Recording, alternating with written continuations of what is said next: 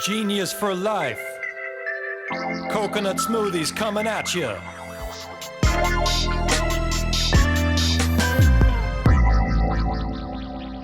Greetings. Hello there from Southern California. This is episode 68 of 15 Minutes of Genius. Sometimes 17 minutes, sometimes 14 minutes, sometimes 20 minutes, but we still call it 15 Minutes of Genius.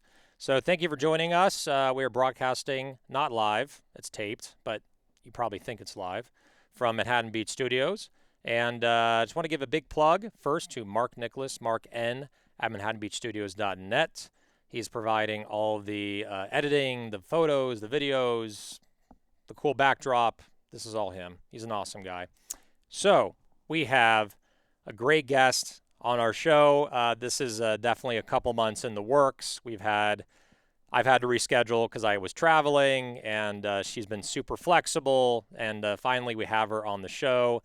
It's an honor to have her here. She is a legend in the food and beverage CPG space, and now running a really great, growing, emerging company. Actually, beyond emerged. Now they're established. So Alexandra Galindez. She is the CEO of ROAR Beverage Company. A little bit about her. I'm doing everything on my phone now. Who uses paper anymore, right? So she is a category leading executive with 20 plus years of brand building experience. She's part of the United States launch of Red Bull and Glaceau, Vitamin Water, SmartWater, which sold to Coke. Most recently, general manager of Blueprint Cold Pressed Beverages, which sold to Hain Celestial. You can see the pattern here. All these brands are being acquired.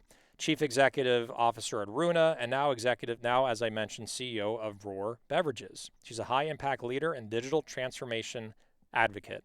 Alexandra, how's it going? It's going really well. It's so strange to hear your own bio. But I'm so glad to be on and so glad to meet you finally. Thanks for having me. Absolutely. Yeah, thank you for joining us. And again, been hearing about your brand for going on, at least since I got into the space 7 years ago. ROAR's been around for 8 years. So it seems to be everywhere I go, whether it's like, Vons, Albertsons. I've seen it at Costco. So I really want to go into your story, right? It's the tempting thing to do is talk about ROAR, right? Because it's such a just a established brand in a lot of stores. But I want to hear your story, because you've worked with some great companies before that have been acquired, and you have a lot of experience in this space. I think the entrepreneurs that listen to our episodes or watch our episodes, they want to learn more about how to run a company, some strategies.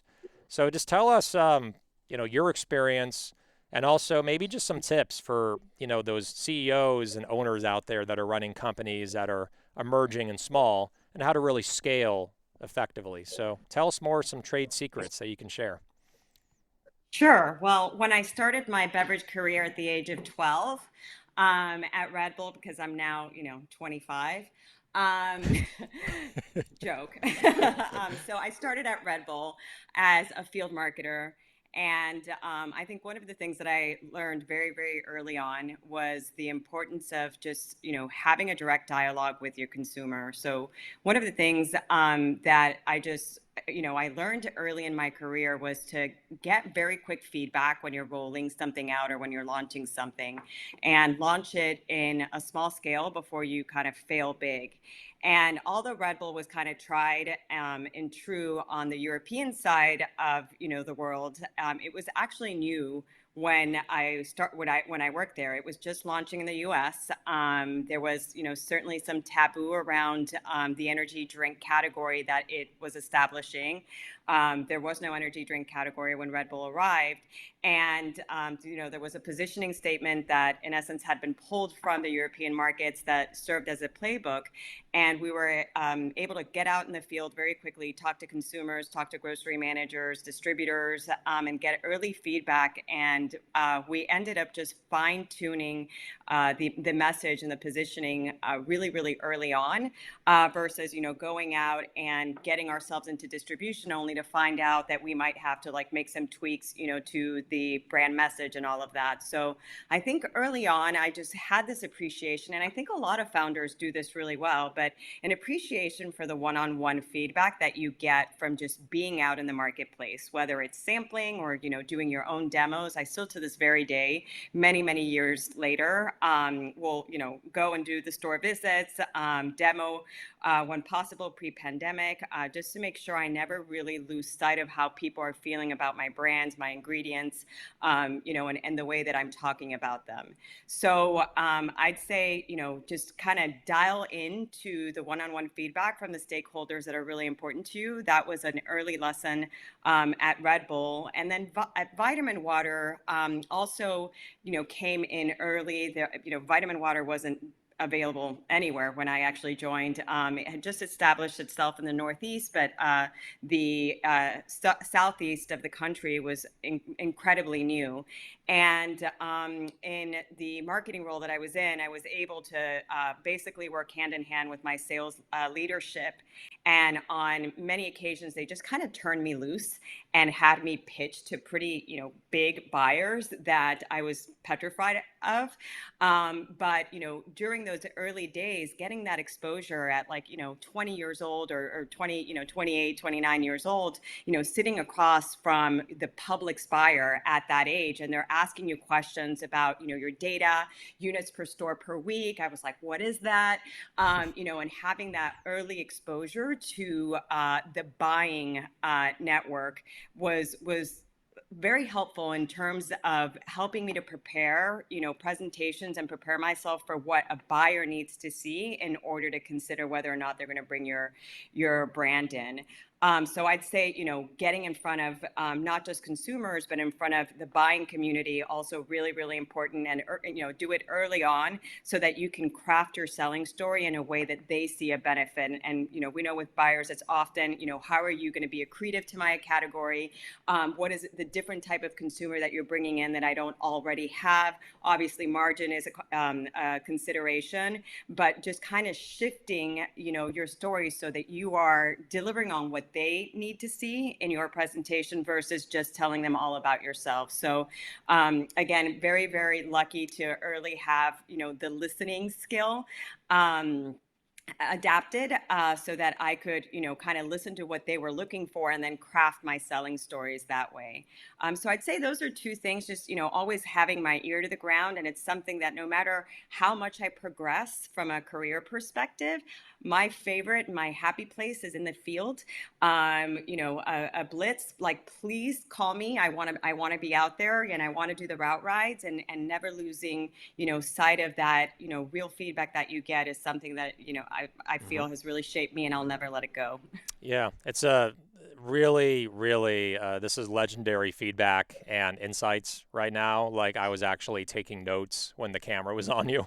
Like, Oh, yeah, I'm like, let me just take some notes here while because like, yeah. it's really amazing. We've had a lot of in the past and also present partners. We actually hired a territory sales manager for Southern California that his name is I'll say his first name, Julio. I'll leave him anonymous, but he's an awesome guy, super energetic, and he was with Red Bull North America for Mhm. several years, and he's told me so many stories about when Red Bull first started. No one knew what the hell it was. At Yep. first, no one was buying it, right? At first, like when it first landed here, and then you said there were some tweaks that were done, some marketing tweaks, and then also probably a lot of good feedback in the field to Yep. position the product in a way to where it could actually get, where people could actually go in and buy it and recognize it in the store. He was telling me stories where, like, at first they were like giving it away to try to get people Yeah. to put it on their shelf. And then eventually the tables turned when the energy drink category just started really taking off, and then now people are demanding it. So it's Right. interesting to see like the progression of going from unknown to, unknown, giving it away, to known and high in demand, and people are paying $3, Right. $4, $5 per can, and they were crushing that can within 1 minute. So it's a really, Yeah. really cool story from the beginnings, launching, and becoming successful. So what do you think? What was the key ingredient beyond? I just want to dig in a little more to that. In the Red Bull story or the vitamin water story, what was the tipping point where it went from a brand that was really new and nowhere to something that became like a household name? Like where was the tipping point and how did that happen with these iconic brands? Yeah. So it's funny that you mentioned that we couldn't give it away fast enough. And as soon as it was in demand, we had an intentional creation of scarcity. So, and I remember, as a field marketing manager, we would create this feeling that there wasn't enough. So we would show up at events and have only a couple of cases, and then that would just kind of get people talking. So that was obviously phase two, because phase one, you're right, we couldn't pay anybody to actually drink a Red Bull. But the creation of that scarcity was also a strategy, right? Because we had plenty of product. We just, didn't want anybody to know that, because then the word of mouth and this like desire, which, is, I guess, an intentional desire that we were creating, was what was actually generating even a higher demand. But as far as, when the tipping point happened, I'd say definitely for Red Bull, we started in the on-premise, and at the time I was actually living in Miami, Florida. So our go-to-market strategy was primarily we would kick off in the on-premise with bars and restaurants, and then we would surround the on-premise locations with local convenience stores and local grocery stores. I would say the tipping point was when we got into the convenience channel. That's when we knew that we had a product that people would pay a premium dollar for, because all we kept hearing was nobody is going to pay. At that time it was $1.99 for an 8-ounce can, and that was specific to the convenience channel because it was a different type of consumer that was going in. A lot of workers, a lot of people who were physically actively working, and we just kept hearing there's no way you'll make it in convenience because no one's going to pay $1.99 in this channel. It turned out to be, and still is today, the biggest channel for energy, because where there is function, people will pay, and nobody needs the function more than the people who go into convenience. So that is when I knew that there was something magical in this can that people would be willing to pay premium dollar for. Yeah, it's such an amazing story. It's like so inspiring because like when you go into any 7-Eleven, any convenience store, any gas station, I think there's what 60,000 of them at least Yep. nationwide. Not back then. Not Back back back then. then, probably maybe 5,000 or something. Who knows? But Yeah. but like you see so many doors now that are dedicated to energy drinks, and I think this is to me like the message that I'm sharing with just our viewers is never let someone tell you that you can't do it, or never let someone tell you that it's not going to work. This is a freaking amazing case in point, which is the biggest energy drink company in the world, right? They were able to make it work, achieve massive Yeah. sales, and then eventually sell it. So that is a great case, which is never give up on your dreams. If you have conviction that it's going to work, and you think it's going to work, and it's in your gut, go for it, push hard, and make it happen. Red Bull pushed hard, they made it happen. So what else? So let's go to Roar. Okay, so because Yes. this is another case in point where this is a kind of a low sugar, low calorie. 8 years ago, that category was not really alive and well yet. I know there's Hint and other drinks, but Roar is different. Tell us more about what makes you guys different. When you entered the market 8 years ago, what was the climate, and then what's the climate today? Yeah. So ROAR has definitely evolved.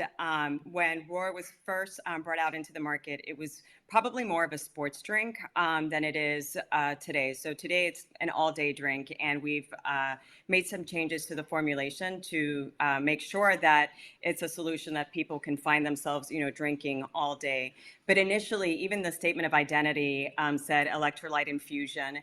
So kind of developed to compete more with Gatorade and Powerade.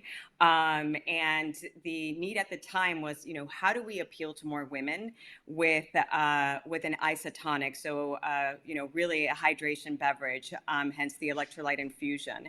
But last year, when ROAR went through the transaction with Factory, one of the things that we did as part of the due diligence process was just a ton of research behind, the brand and the loyalists, and even the not so loyal loyalists. What was it about the product that really kind of drove their purchase behavior? And what we found was that although the electrolytes were certainly important, they were nowhere near as important as some of the other things that we had in the bottle. And the one that really kind of rose to the top was vitamins. So vitamins B5, B6, B12. They're energy vitamins, but they're also vitamins that get depleted when people are feeling stressed and or tired.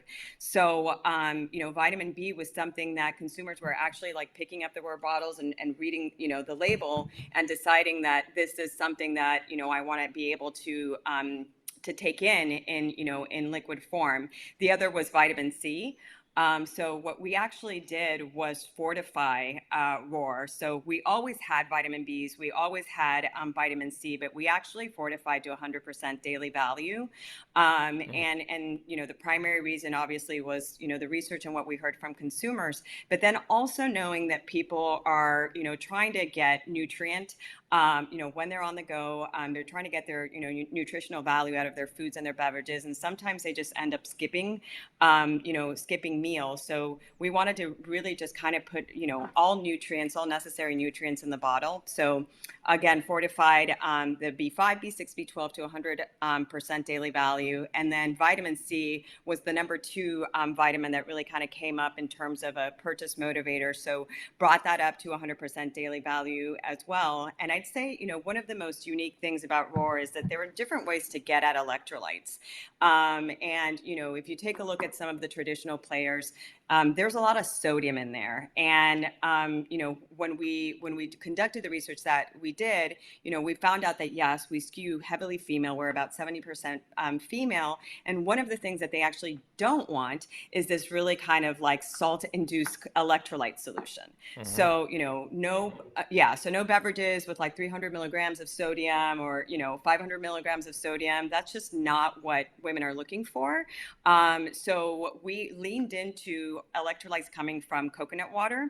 That way we're not really having to use like a ton of salt to deliver the hydration benefit. Did you say coconut water? Love it. Yep. Organic coconut water. My ears just perked up. Okay, keep going. Yeah. And it actually also contributes, like when you taste a ROAR, and you put it like side by side, let's say a Gatorade or a Powerade, I think you really do get that like electrolyte. It's like a little salty.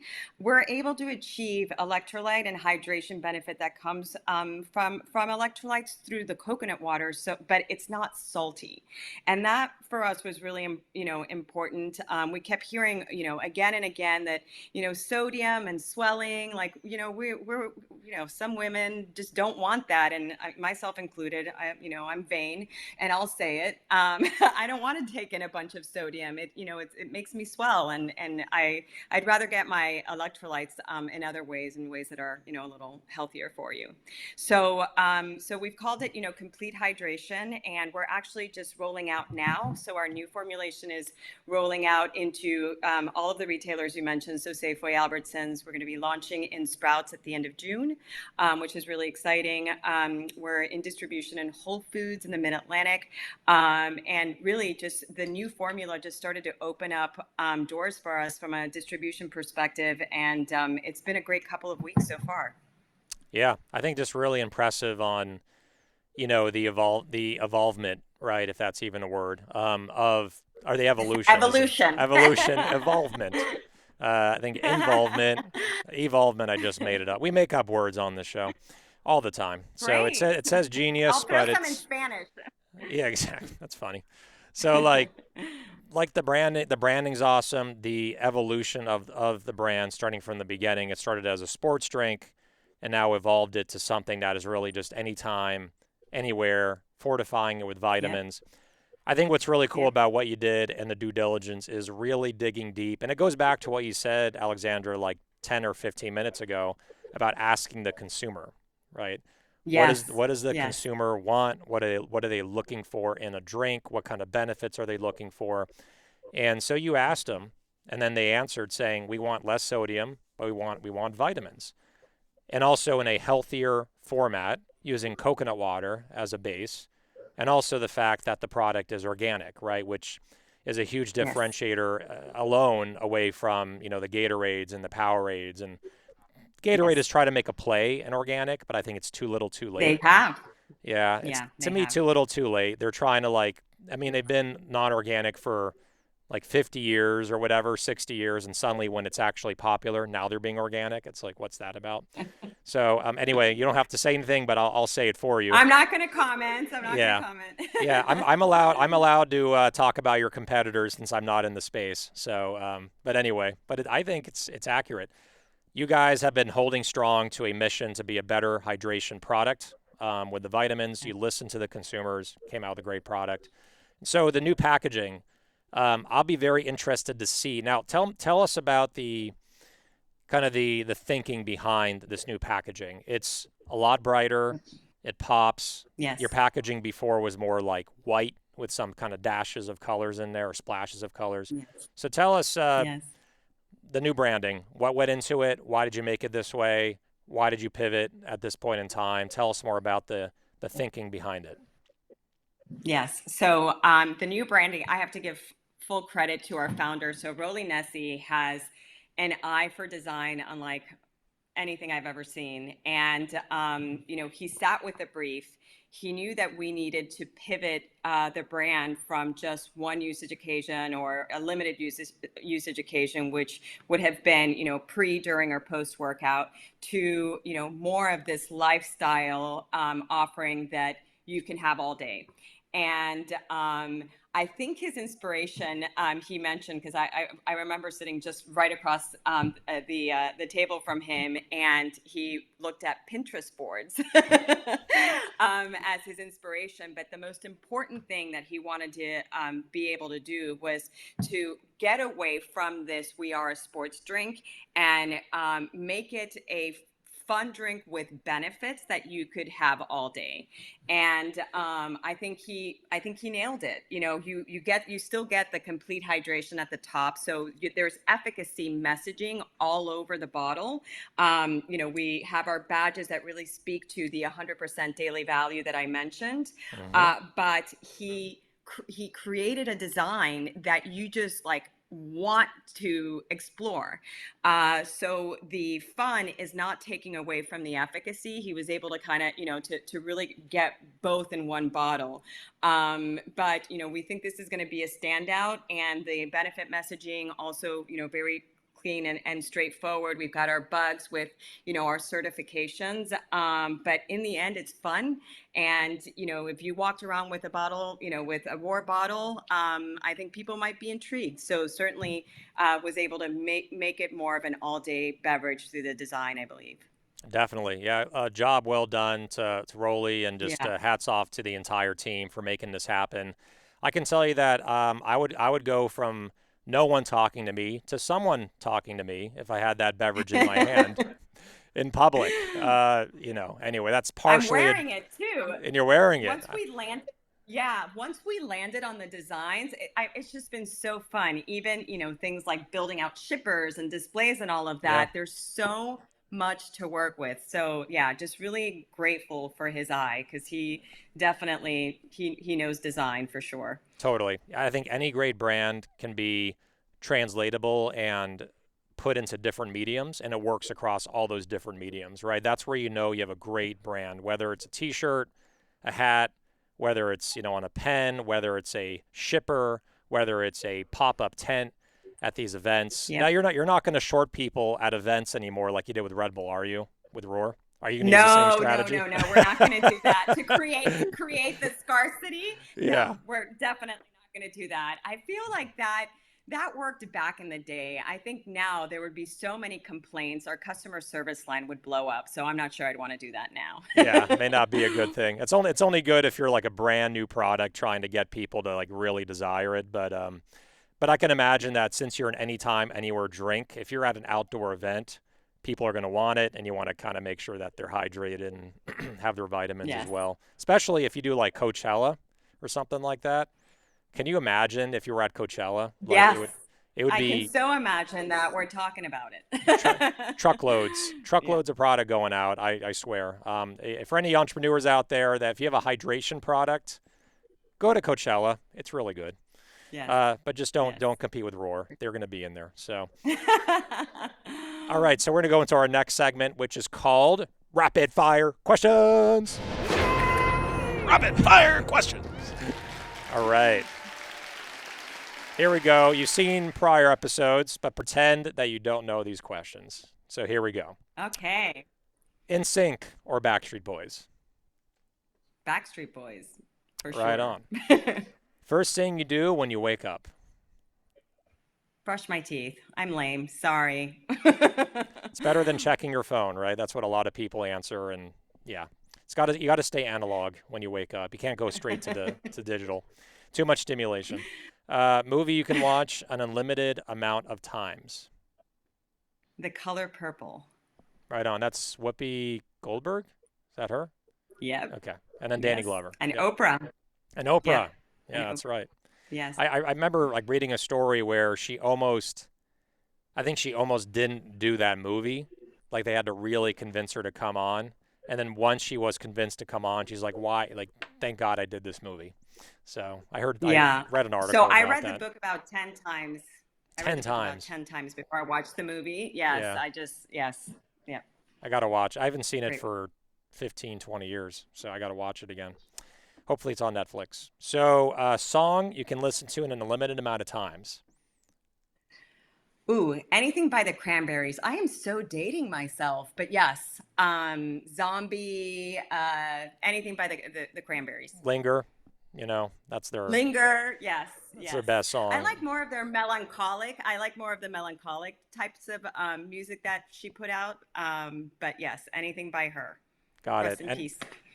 got it. Yeah, that's right. Yeah, I remember. Yeah, the lead singer, right? She passed away. Yeah, Yes, Dolores. Yeah. Loris. Yeah, and Katy Perry, "Roar." Any temptation to say that one at all? It's funny because Is everyone that a keeps company saying theme you song guys at all, or are. is that not? Or do you guys play it at your No, monthly meetings at all, or no? No.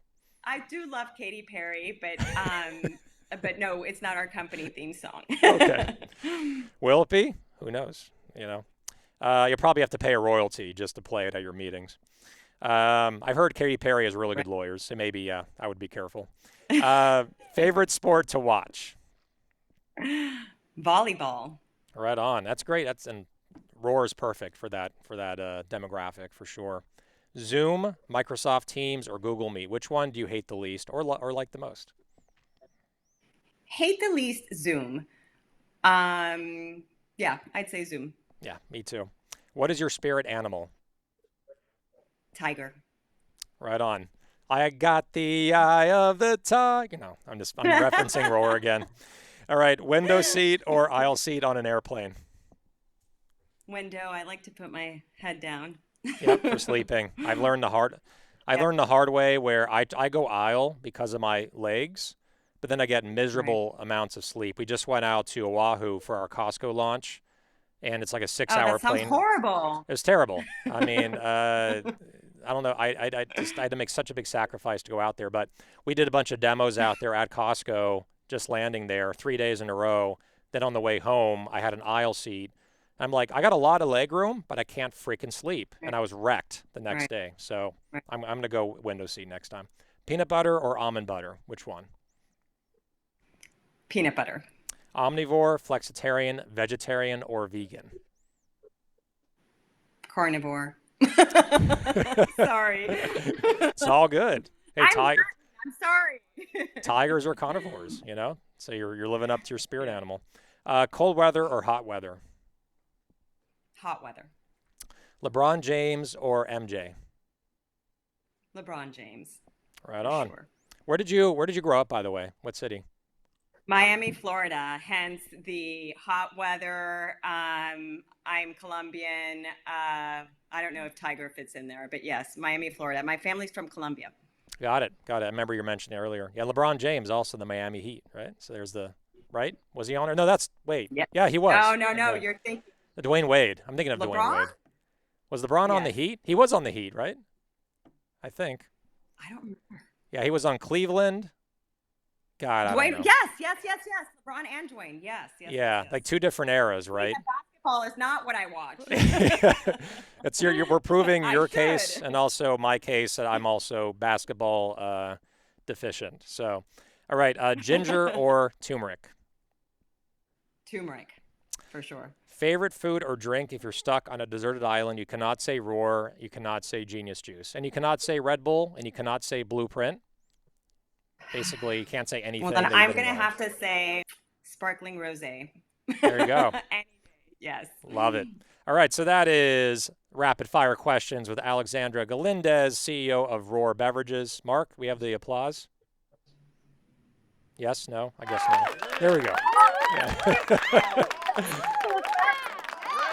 that was a delayed applause. Our audience, unfortunately, yeah, maybe they were They on their haven't cell. had their roar. They haven't had their roar. Yeah, they got to get that energy boost. All right, so episode 68, 15 minutes of genius. Thank you so much, Alexandra, for joining us. Take good care, Thank you. and best of luck with the new packaging launch. I think it's going to be freaking epic. So congratulations. Thank you. Thanks so much. Thanks for having me. Absolutely, glad we made it happen. All right, so that is episode 68, 15 minutes of genius. Thank you again for joining us. Big plug to Mark Nicholas, Mark N at ManhattanBeachStudios.net for all your editing desires. And one last thing. I got the eye of the genius. Stay genius, my friends. Genius for life. Coconut smoothies coming at you.